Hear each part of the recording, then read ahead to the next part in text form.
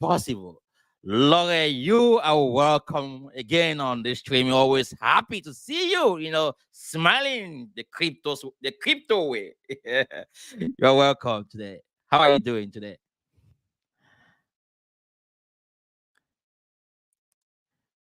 I cannot hear you for some reason. Can you check your mic? I cannot hear you, Lore.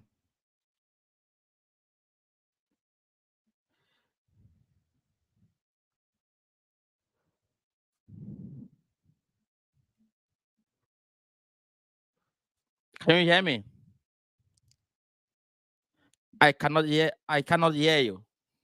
I cannot hear you. Yes. Okay. Yeah. So we're gonna wait for Logan to join in a little bit, but as we wait for Logan to join, let's dive right away into what I got for you guys today. I've been looking at the crypto market. This week, a couple of stuff going on in the market, and we are now 254 days before Bitcoin halving. You guys know the halving effect. When the halving approach, a lot of stuff is going to happen. The crypto market is going to be in a bull market, right? That is, prices are going to be going up. And I love this. Also looking at the fear and greed index, it's sitting at 51. I mean, guys, I've not seen this for quite a long time. The fear and greed index for like ever since this year has been in between 50, 60. So it's pretty good. These are all signs that we are in the early stage of the bull market. And when we look at also, the total cryptocurrency market cap at this point in time is still at 1.18 trillion. That is down 0.25% today.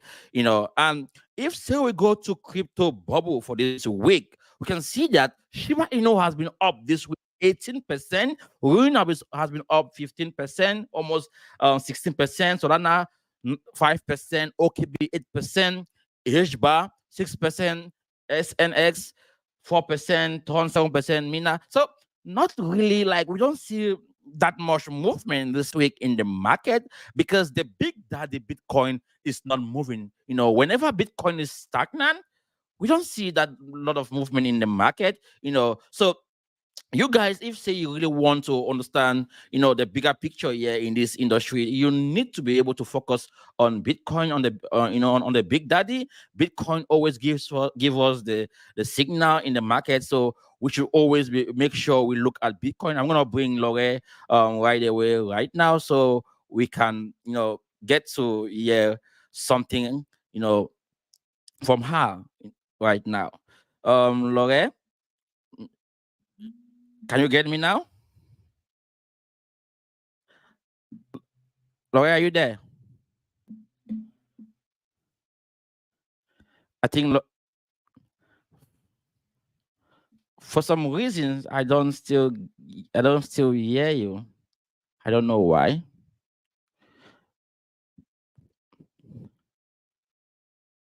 For some reasons I don't hear you. I'm just gonna come back a little bit. Let me just do this.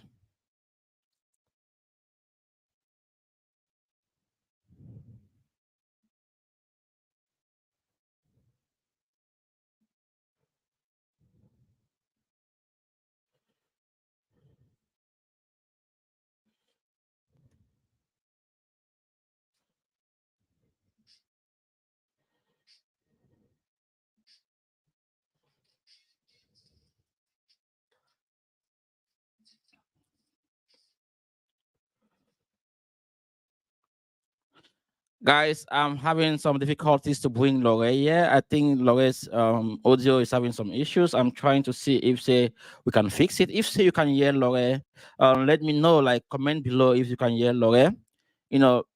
Let's try to see if say we can bring or like fix her audio. At times things like this happen during live stream. So I'm just gonna see if say we can manage to fix her.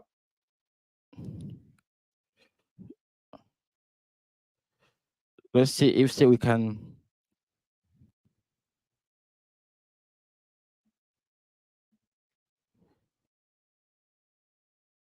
Laura, can you get me now? Laura, maybe you can come on and speak. Maybe I can hear you now. Oh, I don't know what's going on here. I'm trying to fix it on my side. Guys, be patient with us today. It's not easy at times. Things like this happen. Let me see.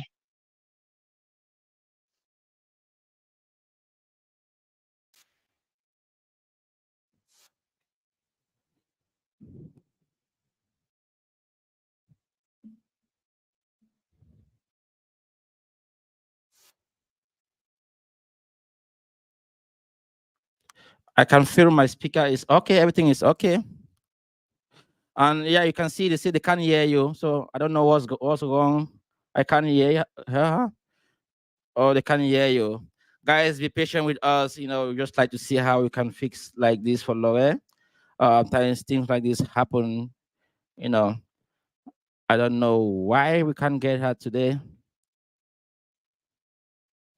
No, I cannot hear you. The audience cannot hear you as well.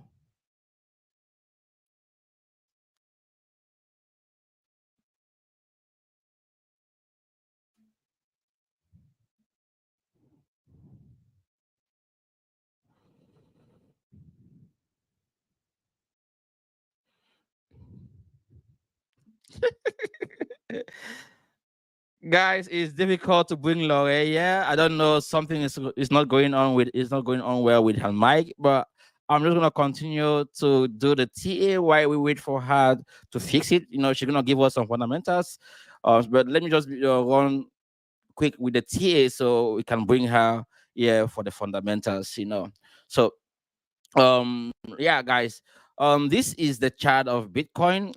As it stands, we are looking at Bitcoin this week, what has been going on in the market. And if say we look at a daily time frame, we can see that Bitcoin is moving, around this range. We saw Bitcoin come to hit this zone. I've done, a couple of videos about this already.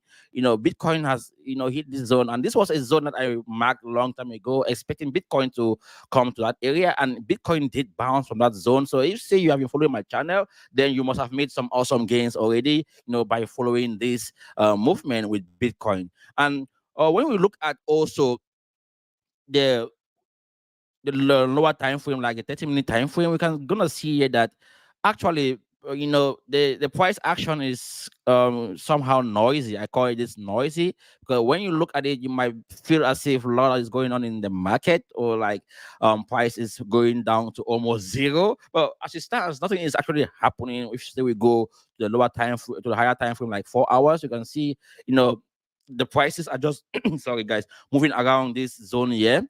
And these zones are zones that you guys need to mark, to put like market, like look at this different price point for from this top, like in between 28,500 and 30,824.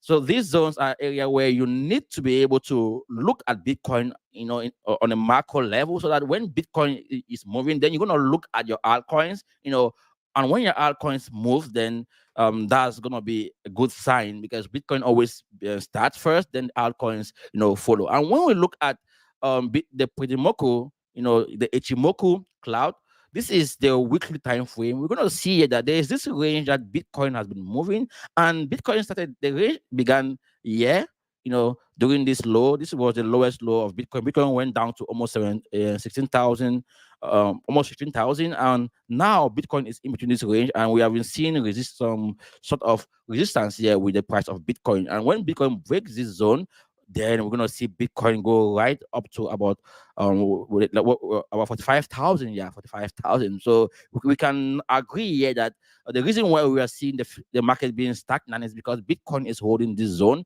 Yeah, so we can expect some sort of pullback or continuous movement around this area with Bitcoin before we see a breakout to the upside. But if not, then where we can expect Bitcoin to go back to is still it's around 23,000, 24,000. If said it comes to the worst, that's where we gonna expect Bitcoin. So let me bring Laura here right away. So um can you Hello. yeah, Can you Laura hear is me? back. Oh, 204. Good. Wow, I was Thank God like, for mobile maybe we technology. yeah, I was like, do we are we gonna miss these amazing fundamentals from the Queen of FT today. Eh, You're looking good. managed to. I don't know what's my computer decided to like update itself, and then I don't know what's going Sorry. on. So I just thought, oh, let me do it from my phone. So I'm here from my phone, trusted smartphone. But yeah. So what's been going on in terms of? I guess you've been explaining tokens at the moment, or what's altcoins. What have you Yeah, been I've been discussing? looking at. I'm just gonna try to share my screen right now because I was using my. Let me just try to see if I can share my screen right now. So okay, I have been looking at this. The movement of Bitcoin on the weekly time frame and on the daily time frame. So I began. Yeah, there's this range when I look at the daily time frame for Bitcoin.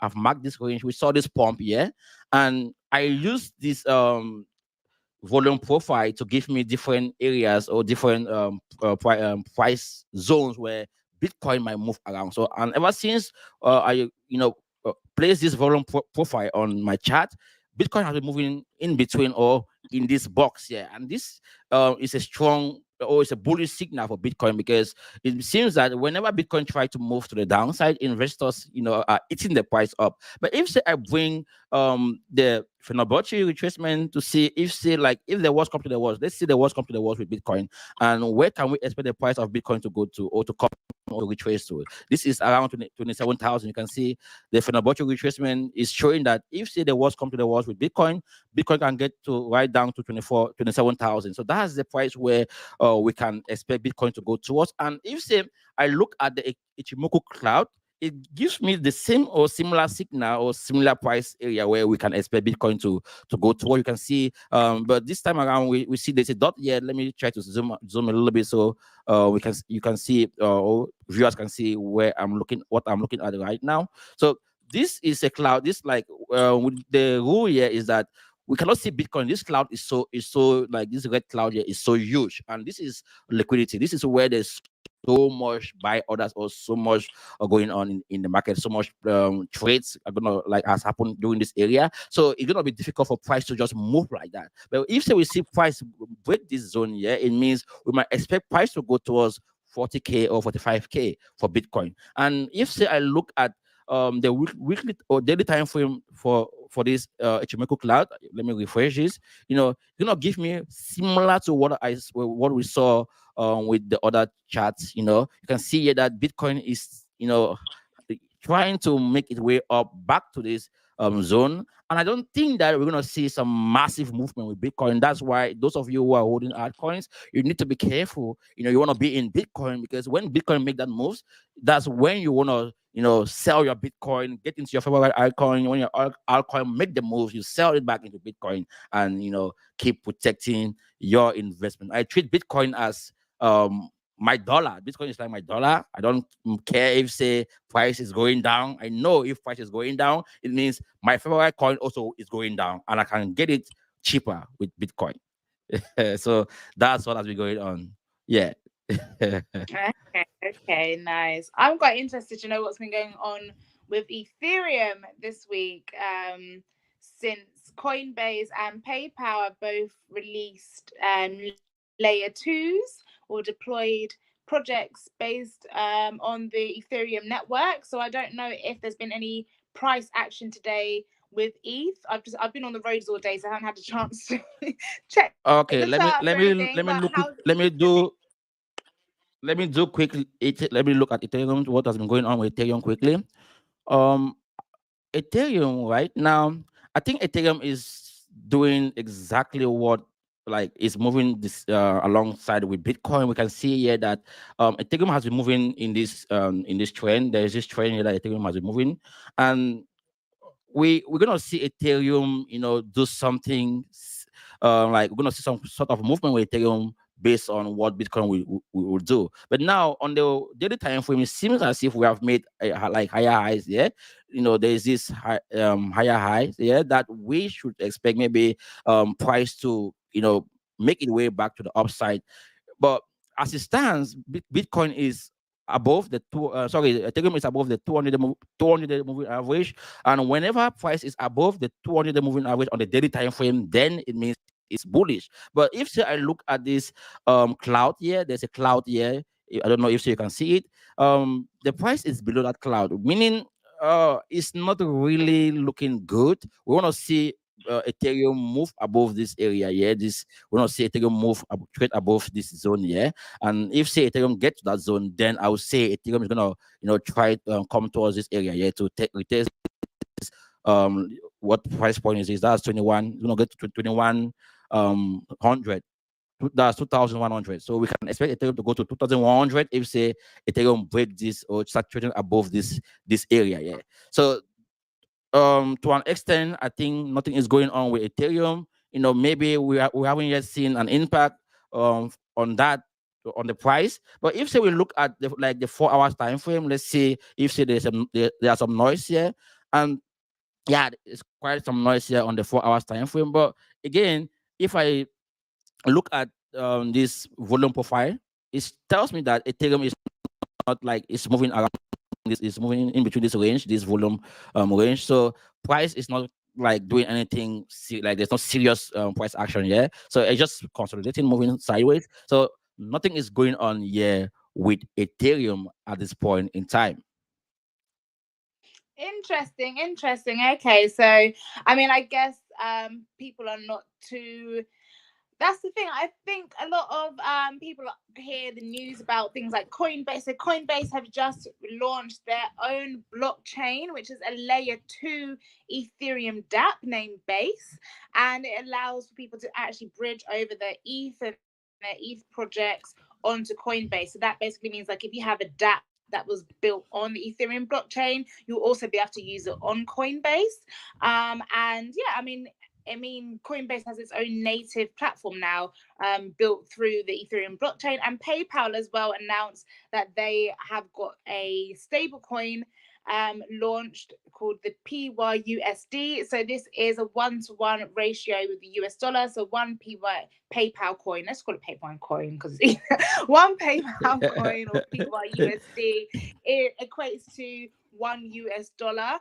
And again, that was channeled through Ethereum. So I think that people really sleep on Ethereum because there are actually like so many fundamental things being built through Ethereum. Even if it isn't being built through Ethereum, it usually comes built through Matic or Polygon or something like that, which is again obviously a layer 2 for Ethereum. So I still feel like people are sleeping on Ethereum, and there's quite a lot of space in the market to actually come in at the moment and invest, because I feel like once these protocols do really take off, obviously they rely on Ethereum. So I feel like Ethereum's still at a really good place to kind of come in. Not financial advice, but I just think people are sleeping on it. So I'm going to still be some ETH. I think that's I just want to say something like what you're saying here is what I believe. I strongly believe that if you want to make the most gains in the market with a secure project, then Ethereum is that project that you can make some quick gains from, because Ethereum, we haven't yet seen like that massive movement, with Ethereum as we expected. We know Ethereum is that one coin that is gonna make move many altcoins.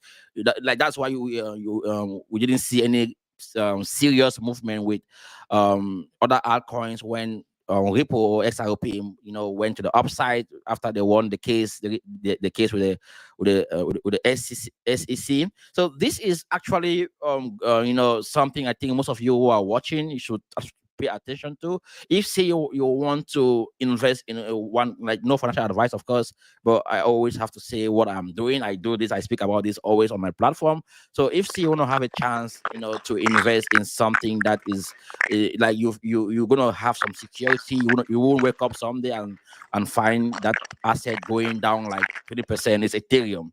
So Ethereum is what we are waiting for to drive the altcoins to the moon.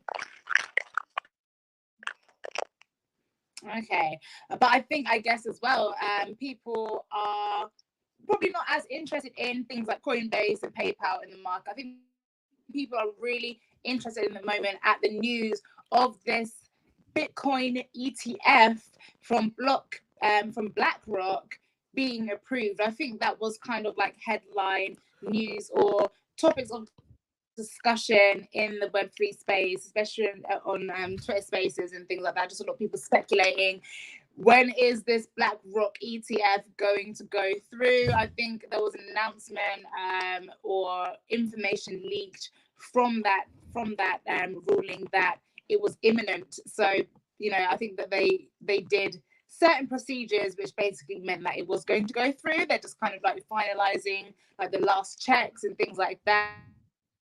But I think that's kind of what's driven the price action for Bitcoin is obviously people speculating about, you know, this BlackRock ETF, which is, again, crazy news for Bitcoin because it means that this huge financial, you know, the world's biggest or one of the world's biggest investment firms that manage, you know, I think it's like 11 trillion, probably maybe even more, 11 trillion US dollars worth of assets. They are putting in an ETF, a spot ETF, which basically means that retail investors or customers of BlackRock can bet on the future price of Bitcoin. So that basically means that, you know, they are seeing the long-term benefits of Bitcoin. They are announcing that they believe in Bitcoin as a long-term sustainable project.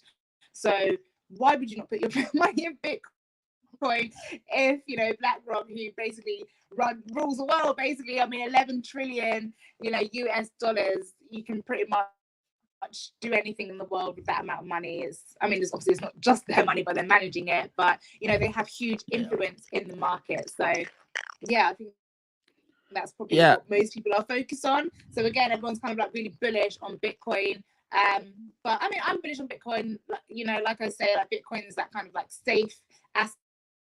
If you're trying to get started with crypto and Web3 and this whole crazy world of decentralized finance, then Bitcoin is that perfect place to start, even if you just put in like $10 just to see what it does. And then, you know, obviously the daddy of altcoin or the mother of altcoins or whatever you want to call it is probably Ethereum, where you're actually seeing more utility. It's more the blockchain side of things and the smart contract side of things, which is Ethereum, which I guess people are still kind of, you know, working out like what is a smart contract, what is an NFT kind of thing. But I mean, I like both of them. How can you not like Bitcoin and Ethereum?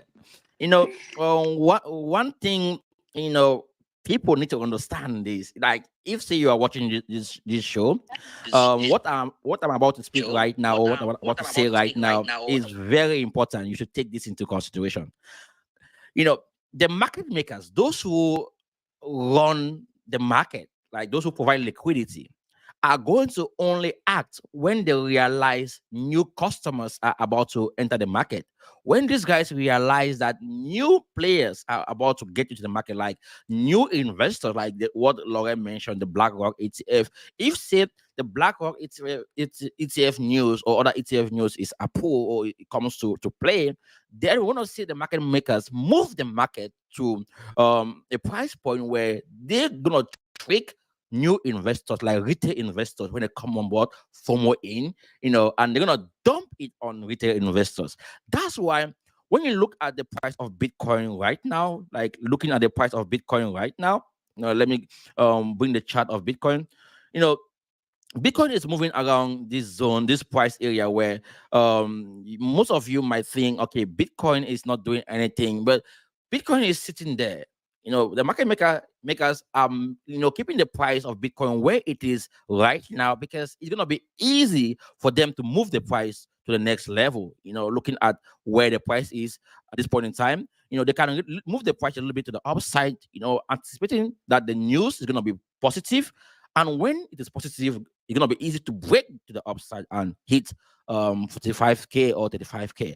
And that's when they're gonna dump it on the retail investors who come in thinking that crypto is going to the moon, right? So this is a little bit of, or this is a trick that I think most of you need to actually pay attention to when you invest. Right now is the time to buy your favorite coin.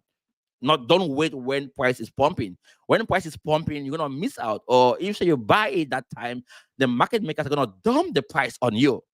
and by that time you say, "Oh, you bought Bitcoin at this price," and the price went against you. It's because you didn't get it when it was consolidating or when it was cheaper, right? So I just wanted to say that, Lore. Are you on? Yeah, absolutely. I think that's the thing, isn't it? I can see your People I can love. see your camera. Your camera is off. My camera's off. What is going on? Hello, can you see me now? No. Can you see me? Oh, okay. Hold on, let me put it off and put it back on. Any better? I can see myself. No, I can see you. No. I can see you. Okay, well let me just speak. I'm having technical issues today. Yeah, today but is let me one of those days. like just to speak to that, as you can hear me. Yeah, I think that's a lot of people get into this space or look at this space and they hear, oh, crypto and da da da, and when it's kind of a bear market, they think, oh, it's dead, like we told you so, it didn't work. And then when it's a bull market and it's the top of the market and people are making money, and when Lambo becomes a reality and people are buying the whatever and flexing, that's when everyone's like, oh my gosh, I should have listened, let me buy some Bitcoin now. And by that time it's already too late. So at the moment, this is the perfect time to buy. Like, don't wait for another time, don't wait for it to hit like mainstream and it go like crazy, how we saw in 2021 with like the NFTs. That is not the right time to buy. I mean, it's a good time to get in and learn, and like it's a fun time. Like the bull market is obviously, it's just extremely fun because you're literally making money in your sleep. Like there's nothing better than that feeling of just like waking up one day and like seeing your portfolio just like sometimes 2x, sometimes 5, sometimes like 10x, sometimes it just goes absolutely crazy, and it's all fun, but that's like the reaping of the seeds. You don't like you don't like start watering your trees when the apples are already on the tree. You have to water it when the seeds are when it's the right season, which is when the seeds have just been planted. So when you're seeing BlackRock planting their seeds, saying they're putting their ETF, their spot ETF with the SEC. There's news now saying that it's probably going to get approved. This is the seed planting time. This is actually when the seeds are being planted for that next bull market. So any time that you've got some spare capital, or not even just spare capital, like, I mean, I'm not telling you how to do your investment schedule, but you should be trying to make sure that when you do get paid, you're putting some sort of percentage towards that, especially now in the bear market. And especially as we're hearing these headlines, like, don't ignore these headlines. That they're here. We're here for a purpose. We're here to reiterate the news to you, and we're picking up what the highlights in the news are, so that you can be informed and so that you can be aware of what's going on. So yeah, now's the time to be planting your seeds, and the rewards will come in the bull market, and it's not a bull market yet, so we just have to keep planting those seeds and keep watering them. Yeah, what I'm so happy about is the fact that when you see players like Paper, I don't know, I can get echo.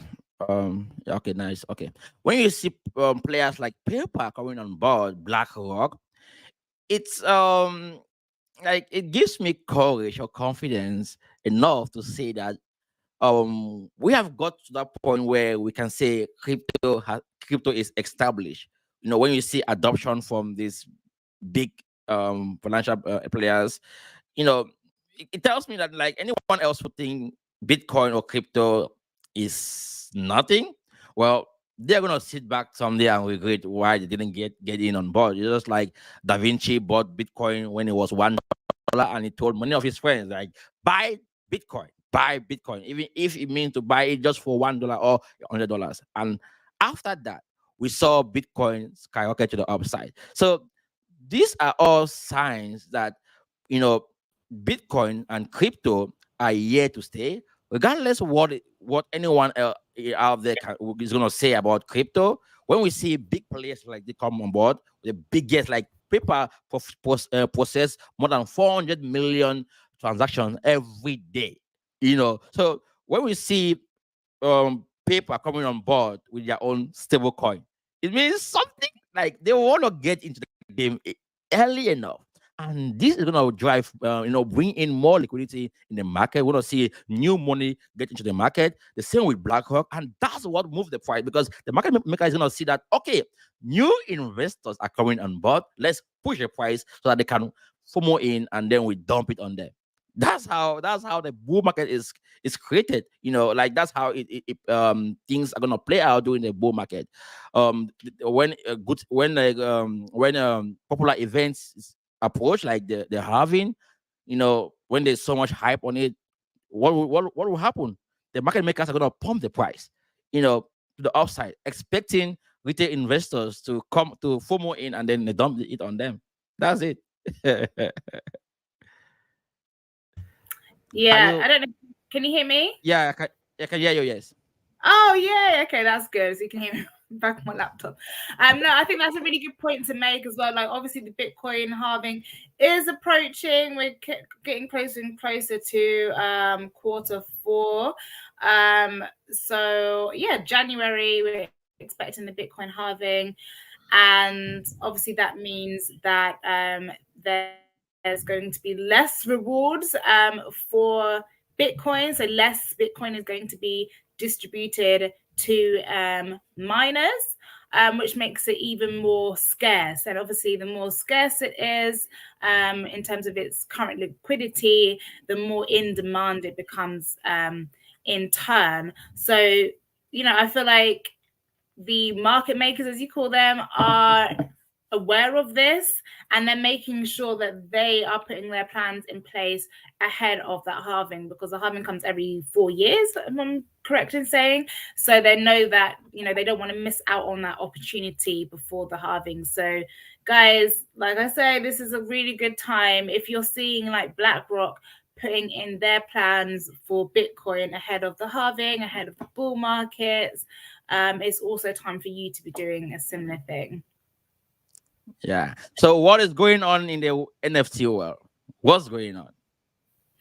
Oh, NFT world. I mean, NFTs, people are kind of still like skeptical about NFTs. I think actually there was a lot of headlines about the Bored Ape Yacht Club and the price falling from that. And then you had things like Pudgy Penguins as well, taking a dip in price. So it's still kind of, it's still a bit of a bloodbath for NFTs. People kind of like losing a lot of their liquidity. And again, I feel like that's just more to do with the bear market in general, like people just not having that extra kind of funds to go into these. I mean, most of them, most of them are PFP projects. Most of them don't have a whole lot of utility. However, looking in places like the LinkedIn network and these kind of places, and actually looking at people who are doing like business to business, there is a lot more development around NFTs in terms of giving them utility. So I'm seeing a lot more projects expanding into utility-based, smart contract-based NFTs rather than just having like PFP projects or marketplaces. There was a lot of like NFT marketplaces as business models coming up, like people wanting to be like the new OpenSea and trying to remodel it. So yeah, I feel like people are kind of like innovating a little bit more in terms of NFTs, especially like in the music industry. I feel like that's going to be a huge place for NFTs in the next bull market is, music NFTs. But generally the PFP projects, I don't think they're getting as much like community onboarding as they were.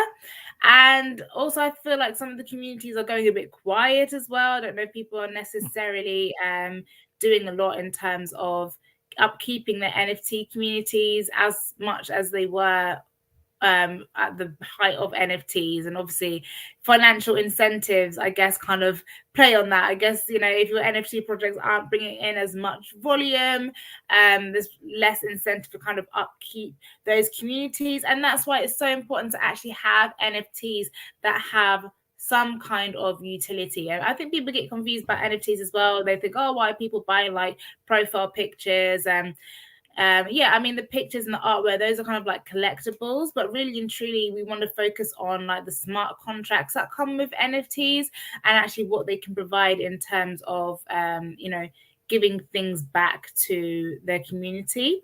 But yeah, I feel like people are still quite want to explore the world of NFTs and want to build, especially when it comes to things like such as fashion. Fashion is becoming like a huge narrative as well in terms of NFTs, in terms of actually creating like digital items that you can wear in the metaverse, or wear online, or like on an avatar to see what it would look like on you before you go and purchase it, and things like that, or actually creating digital items as well. So we saw obviously Puma and Legitimate Labs and Rock Nation create this amazing collaboration of having a fashion item that was linked to an NFT. So, and an NFT as well allowed you to have access to exclusive content from the Rock Nation artists. So that was a really good example of what an NFT should be. It should be a literally a smart contract, something that implements itself automatically, that gives you exclusive perks, but then also allows you to have like your physical identity, and you know, your physical identity of yourself, but also a digital identity, and you know, relate them two things together. So yeah, I mean, to sum up, you know, NFTs in terms of PFPs, I think they're kind of like, you know, dead really, and really like prices, you know, the prices have fallen a lot for some of these big projects. But I mean, saying that, but then I have seen, you know, some like Bored Apes are still selling. I think I saw one sold for about 2 point something million the other day. Or it might have been a CryptoPunk. I think it was a CryptoPunk actually. So you know, there are still people like buying at ridiculously high prices for some of these NFTs. I guess people who've been wanting them, you know, wanting to get in, have been, you know, looking at them and seeing, wow, the price has dropped significantly, because some of these Bored Apes and the CryptoPunks, you know, they were like 20 million. They were like ridiculous price. So you can imagine it being at 20 million to now being like 2.3 million. Some who really wanted it, who's seen that and has the capital, is probably like, yeah, that's a complete steal. But at the same time, it's a massive drop from where it was at the top of the market, 20 million, to now, you know, 2.3 million. But I mean, at the same time, it's kind of a good thing to see these PFP projects kind of dropping in a way, because it means that for the next cycle, we want projects that have got more utility, something that's actually going to give people something. So there's all kinds of utility you can have, such as co-ownership. I'm seeing a lot of like co-ownership projects coming up, whether it's co-owning popular NFT projects, or co-owning some sort of asset. So things like that, co-ownership, obviously music NFTs. I'm seeing some really amazing projects in terms of music royalties, and I've got a few IPs around that as well, some ideas. Wow. So if anyone's got, you know, if anyone's got the fuel and some team and some energy to kind of make those things happen as well, then you know, happy to hit me up. And we've got an ecosystem as well, people interested in those kind of things. So yeah, I'm really excited to see like how the music industry is going to be affected by NFTs in terms of royalty sharing and using the smart contracts in an innovative way. Yeah, you know, my view on NFT is still the same, like, or like the day I understood. See, I look at the like the macro, like, okay, during that early stage, most people or most investors in that industry where mostly people were using NFTs. I'm not gonna go deeper into that, but they like way to dodge taxes, something like that. You know, um, but when you look at adoption, we know that those like let me use for example, not everyone is will be able to, not everyone can afford a Ferrari, right? It's a high it's a hybrid car, right? But at least to an extent, there are other companies like Toyota, Mitsubishi, they can create affordable cars for people who can afford it, who don't have that luxury. So NFT are gonna be in categories. We're gonna have the NFTs that we have seen already, that expensive one for the big players, the big G in the game. Now, what is going on is the people that really need to adopt NFT are the retail investors, the layman, the local person, the day to people go about day to day the activities. Someone will have a dentist that they pay the dentist every month. Someone will have their favorite artist. Someone will have maybe their favorite coach that they listen to every day. And they are going to use the core like the core fundamental of NFT to actually get that value, because if the idea of NFT is to give creators the value of their creation or of their work. So who else can give that value than the local people that they engage with every day on their platforms? So they say like now you have the WFT crypto NFT. Let's say the next 5 years to come, your network are gonna connect to you more through that NFT. You won't tell someone to pay you, let's say, $100, right? Why would they pay you $100 if they can buy your NFT and get more value long term? They can trade that NFT. But if they pay you $100 or $5,000, it will just be like fiat, like normal fiat, right? But that money is gonna support the creator, then give them value in terms of the digital asset that they can trade back in the market. So this is how I see value coming in the market, and we're gonna see this like during the next bull market. We're gonna see more new business comes on board, maybe through BlackRock, through PayPal, or other financial institutions that are going to adopt crypto across the world. We see what is going on in different areas like in Asia. We see more people come on board. That's why we need to keep on educating people and creating this opportunity where they can interact with us through our NFTs, because that's the only way we can give them back value. If say someone comes new to your platform and they want to, be part of your community, they have to buy that NFT from someone who only or like get something from it, and that's how you keep giving that value. It's not gonna be as if they are coming to make money, no, but they're supporting that artist. At the same time, if you see an opportunity to make money show up, of course they can sell it in the market and make money with it, right? So that's how I see NFT on a macro level. I don't see that. I don't see people go, again like buying NFT for like. Of course, we're gonna see it, but again, there are people. There are investors who know what they are doing. They are playing around with taxes. Trust me.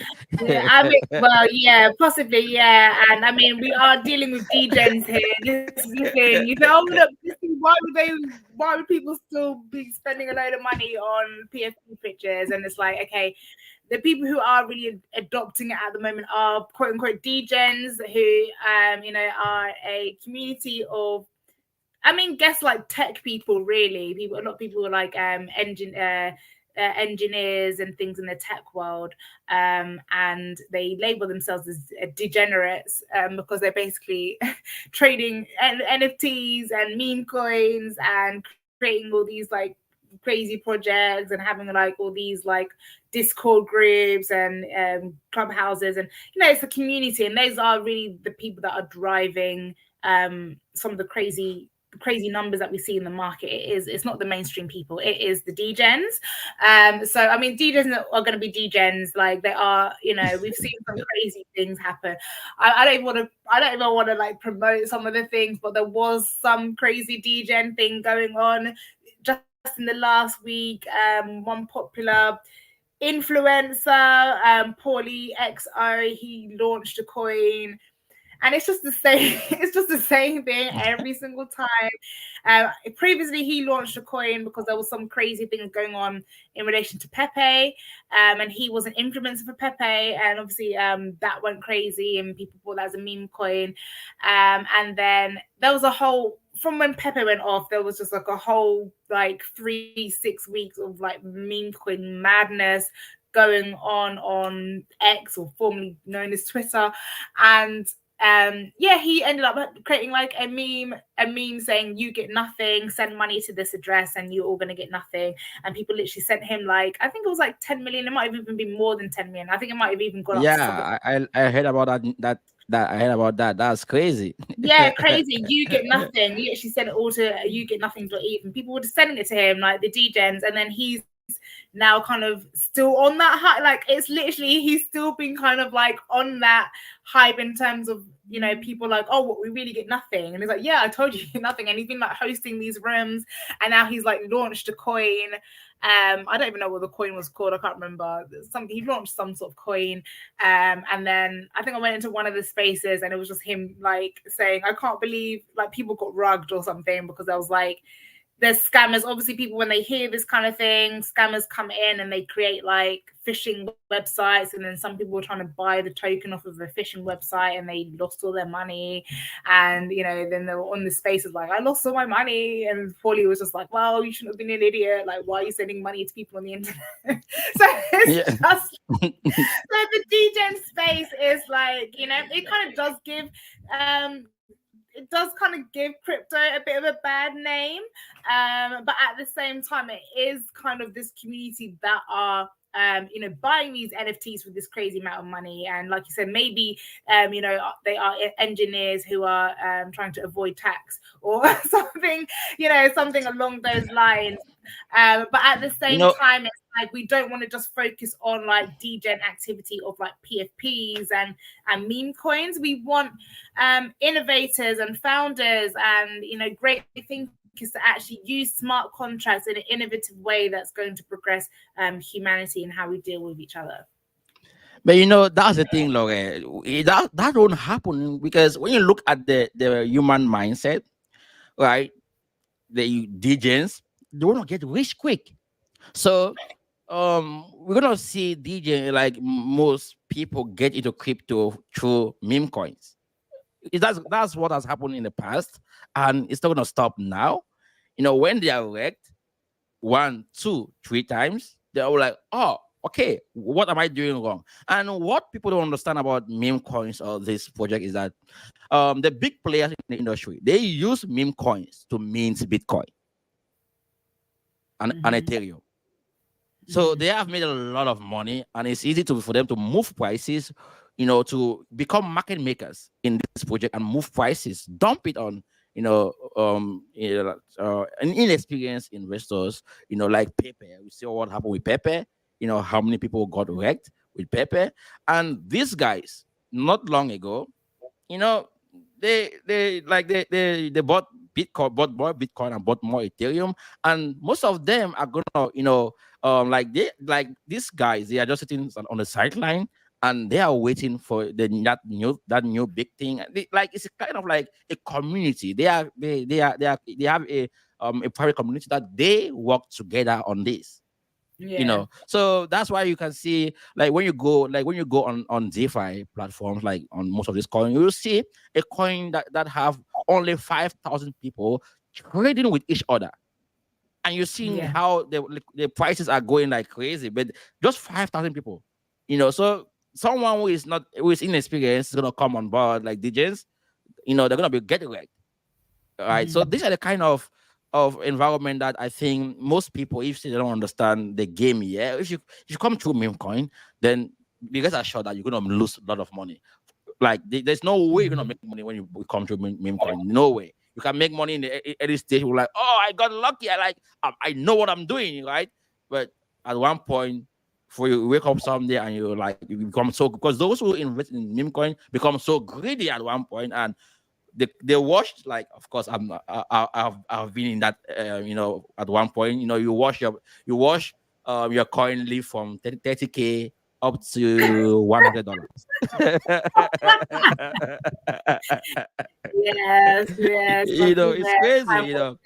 I've watched a project that I had 10K in it go down to zero.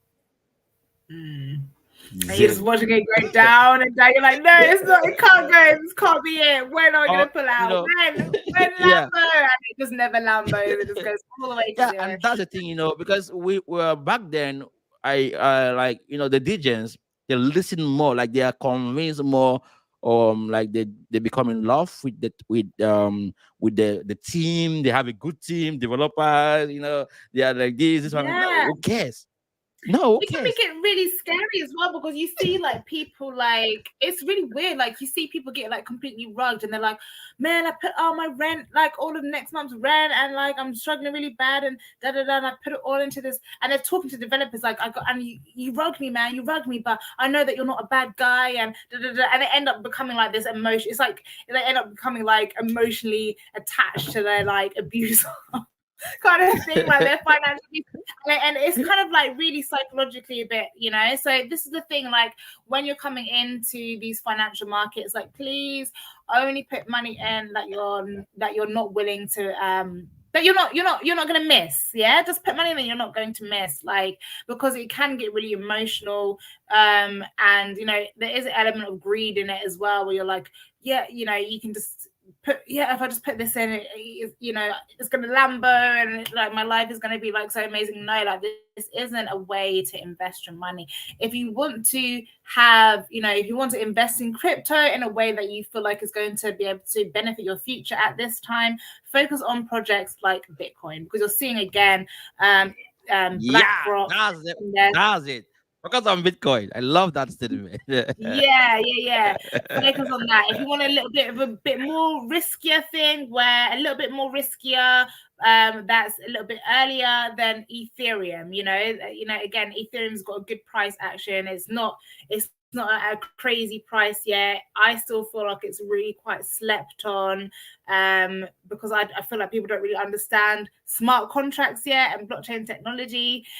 So it is, Ethereum is one of those things where, if you didn't get in early on Bitcoin, then you've still got this chance to get early on Ethereum. I feel like it's proving itself in terms of, obviously Coinbase just built a layer 2, PayPal just launched a stable coin pegged to the US dollar, using Ethereum. So things like that, it kind of tells you like, Ethereum is a little bit more of a riskier play, but still an early price, but not as risky as some of these meme coins. I don't think Ethereum is going to be going any place anywhere soon, and especially we've had like rulings, I think in the XRP case, with the SEC, which they basically won. I think they've got I saw that the other day as well. I think they're going back to trial. They have appealed.